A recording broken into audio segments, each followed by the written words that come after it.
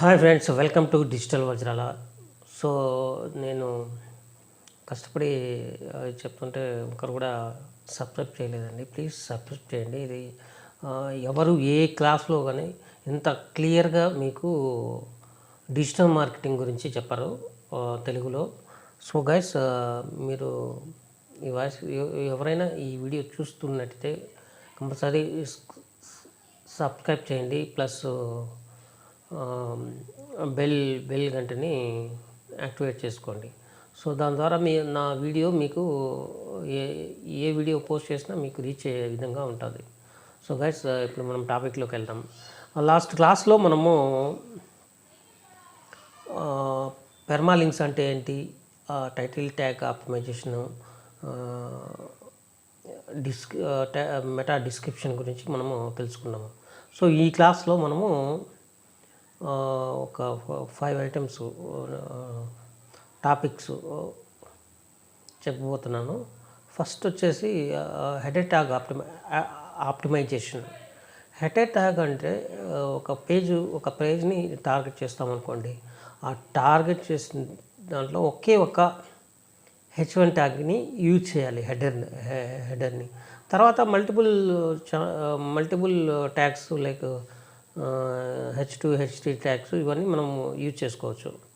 So ఒక పేజ్కి ఒక header tag use చేసుకోవాలి దీంట్లో. సపోజు ఫర్ ఎగ్జాంపుల్ మనం టాలీవుడ్ మూవీస్ లిస్ట్ అని కొడతామనుకోండి.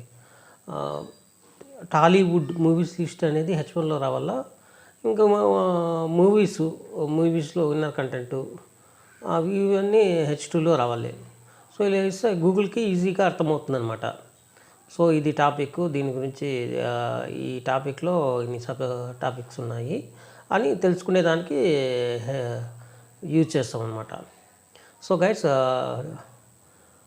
మిస్ చేయకుండా ఒక హెడర్ ట్యాగే ఒక పేజ్కి యూజ్ చేయాలి. సో ఇదొక హెడర్ ట్యాగ్ ఆప్టిమైజేషన్ అనమాట. So fifth one, font decoration tags. ఈ ఫాంట్ని ఎంత అందంగా డెకరేషన్ చేస్తే అది గూగుల్కి ఒక పాయింట్ అనేది వస్తుందన్నమాట. గూగుల్లో ఒక పాయింట్ అనేది వస్తుంది. దాని ద్వారా ఒక స్టెప్ ముందుకు వెళ్తుంది మన వెబ్సైటు. అట్లా ఇవన్నీ చేయడం వల్ల అన్నీ టాప్లోకి వచ్చేదానికి ఇవి యూజ్ చేస్తాం అన్నమాట. సో ఫాంట్ డెకరేషన్ అంటే మనం ఇటాలిక్, బోల్టు, ఎక్కడెక్కడ బోల్ట్ పెట్టాలి, ఎక్కడెక్కడ ఇటాలిక్ పెట్టాలి, ఎక్కడెక్కడ అండర్లైన్ పెట్టాలి, కలర్ కూడా మనం వర్డ్స్కి ఇచ్చేయడం వల్ల, బ్యాక్గ్రౌండ్లో కలర్ని ఇచ్చేయడం వల్ల ఇది గూగుల్కి చూపిస్తుంది పలాని కంటెంటు అని. గూగుల్లో ఏదేది హైలైట్స్ అని చూపిస్తుంది అనమాట.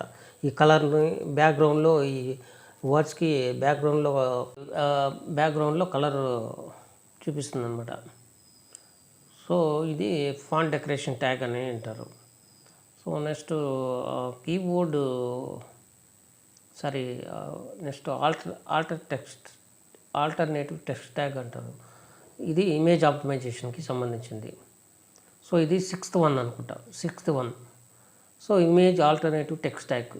సో గూగుల్కి మనము ఒక పేజ్లో ఇమేజ్ పెట్టామనుకోండి, అది ఆ ఇమేజ్కి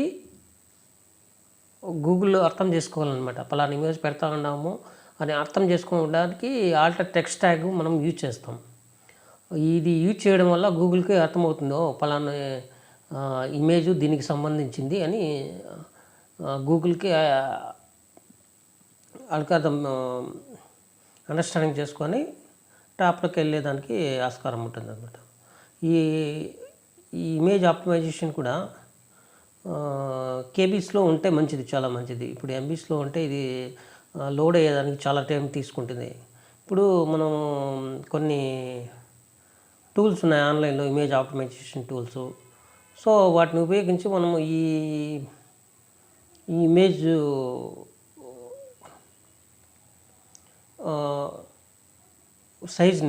సైజు తగ్గించుకోవచ్చు అనమాట మనం. ఓకే, ఇది ఇమేజ్ ఆల్టర్నేటివ్ టెక్స్ట్ అంటారు.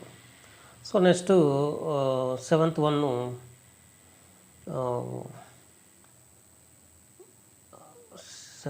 One video optimization. ఈ వీడియో ఆప్టిమైజేషన్ మనం డైరెక్ట్గా మన వెబ్సైట్లో ఇన్స్టాల్ చేయకూడదు. ఇన్స్టాల్ చేస్తే ఇదే లోడింగ్ ప్రాబ్లం ఇష్యూ వస్తుంది. సో మనం ఏం చేస్తామంటే యూట్యూబ్లో పోస్ట్ చేసి దాన్ని ఏమంటారు, దాని కోడ్ని ఇచ్చి ఇక్కడ జనరేట్ చేస్తాం అన్నమాట. అప్పుడు జనరేట్ చేసినప్పుడు ఈజీగా మనకు లోడ్ అవుతుంది, ఏం ప్రాబ్లం లేకుండా లోడ్ అయిపోతుంది. సో స్పీడ్, అదే వెబ్సైట్ స్పీడ్ కూడా పెరుగుతుంది. సో ఇది వీడియో ఆప్టిమైజేషన్ అంటారు. మీరు డైరెక్ట్గా అప్డేట్ చేయకుండా దాన్ని యూట్యూబ్లో అప్లోడ్ చేసి దాని లింక్ని మనం ఇక్కడ పేస్ట్ చేస్తామన్నమాట. లింక్ని కానీ లేదా ఏమంటారు,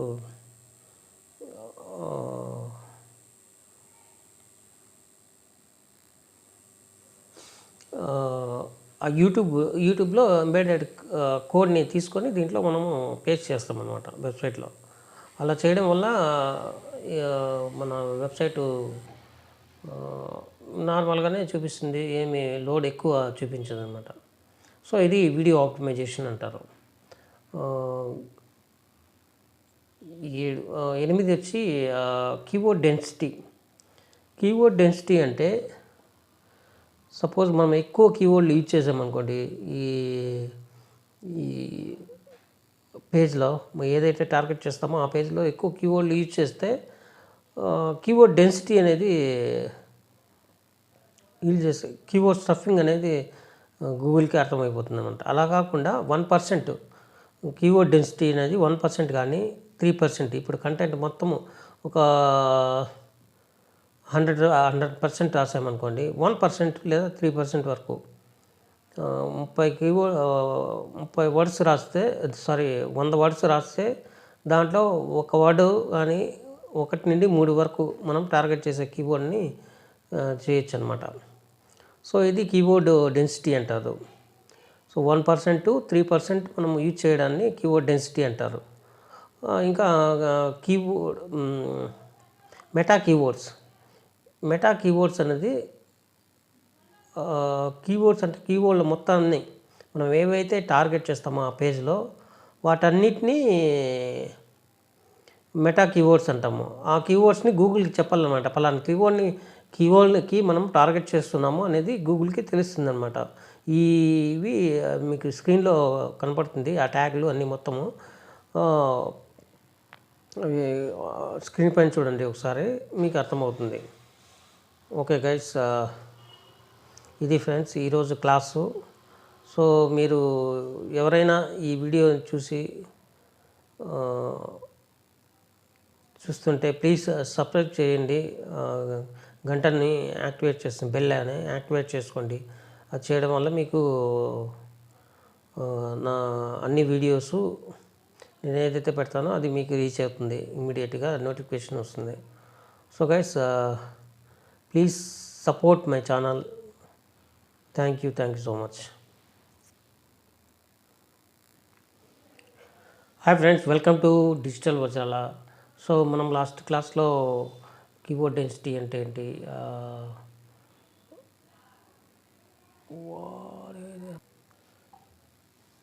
కీబోర్డ్ డెన్సిటీ అంటే ఏమిటి, header tag optimisation, font decoration ఆప్టిమైజేషను,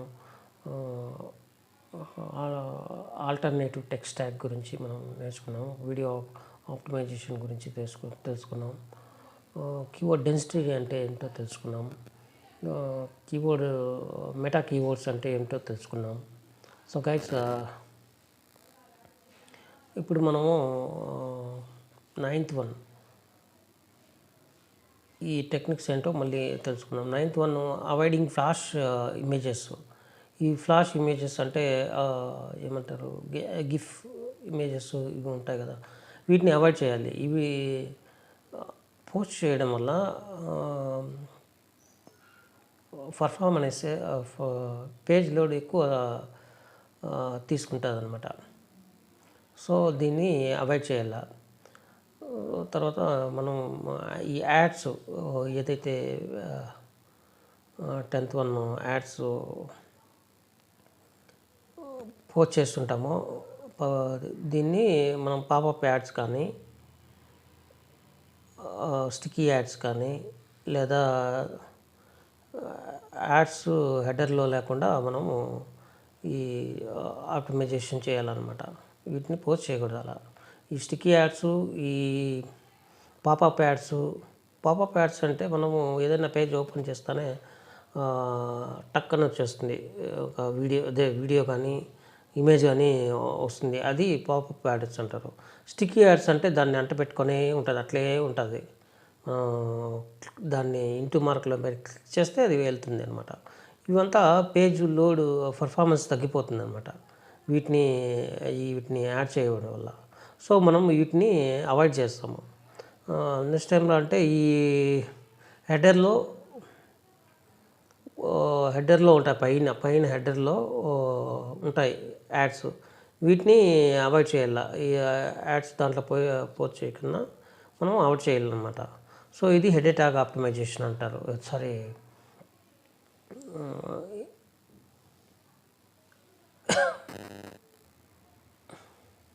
so guys, ఇంకా 11th వచ్చేసి every page must be one internal link. అంటే ఒక లింక్ ఉండాలి, దానికి సంబంధించి కనీసం ఒకటన్నా ఉండాలి. మనం ఎన్నైనా ఇచ్చుకోవచ్చు దాంట్లో కంటెంట్లో, దాన్ని ఇంటర్నల్ లింక్ కంపల్సరీ ఒకటి ఉండాలి. సో గైస్ ఇంకా ఇంటర్నల్ లింక్స్, ఈ సోషల్ మార్కింగ్, బుక్ మార్కింగ్, ఈ ఐకాన్స్ మనం మన పేజ్లో పెట్టాలి. ఎందుకంటే వీటిని షేర్ చేయడం వల్ల షేర్ చేస్తారు, అవి క్లిక్ చేసి ఫేస్బుక్లో కానీ ట్విట్టర్లో కానీ షేర్ చేస్తారనమాట. సో గైస్, ఇదొక టెక్నిక్ అనమాట, 12వ టెక్నిక్. మనము ఇంకా కంటెంట్ ఆప్టిమైజేషన్. సో ఒక కంటెంట్ ఒక పేజీకి తప్ప ఇంకో పేజీకి క్రియేట్ చేయకూడదు. యాక్చువల్గా గూగుల్ కన్ఫ్యూజ్ అవుతుంది, దాన్ని ఆప్టిమైజ్ దాన్ని పైకి తెప్పించాలా, దీనికి తెప్పించాలా అనేది కన్ఫ్యూజ్ అయిపోతుంది. సో కంటెంట్ అనేది ఒక పేజీకి యూజ్ చేసింది ఇంకో పేజీకి యూజ్ చేయకూడదు అనమాట. సో ఇదొక ఆప్టిమైజేషను. So guys, page load speed performance మన గూగుల్లో దొరుకుతుంది. గూగుల్లో చాలా టూల్స్ ఉంటాయి, మీరు గూగుల్లో వెతికితే చాలా tools, performance tools, page speed performance అని మీరు టైప్ చేస్తే చాలా టూల్స్ వస్తాయి. సో చెక్ చేసి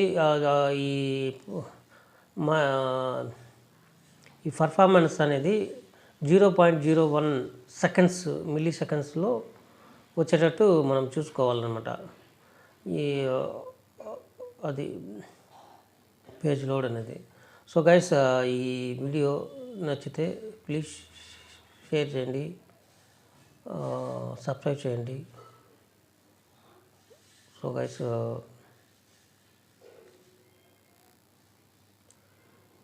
థ్యాంక్ యూ గైస్. చూసారు కదా, ఇది ఆన్ పేజ్ ఆప్టిమైజేషన్.